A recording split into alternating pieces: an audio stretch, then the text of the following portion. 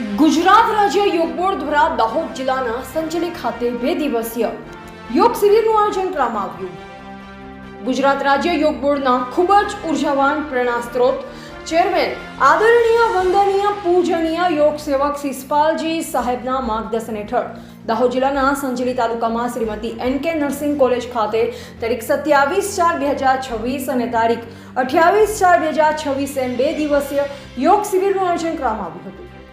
જે સંદર્ભે ગુજરાત રાજ્ય યોગ બોર્ડ દ્વારા સ્વસ્થ ગુજરાત મેદસ્વીતા મુક્ત ગુજરાત દરેક તાલુકામાં યોગ ટીચરો તૈયાર થાય, દરેક ગામડે ઘરે ઘરે યોગ પહોંચે તેમજ લોકો સ્વસ્થ અને નિરોગી રહે તે માટે 2 દિવસની શિબિરનું આયોજન કરવામાં આવ્યું, જેમાં 280થી વધારે મોટી સંખ્યામાં મેડિકલ સ્ટાફ, આશા વર્કર બહેનો અને નર્સિંગ કોલેજના વિદ્યાર્થી ભાઈ બહેનોએ તેમજ આજુબાજુના ગામોમાંથી યોગ સાધક મિત્રોએ ભાગ લીધો।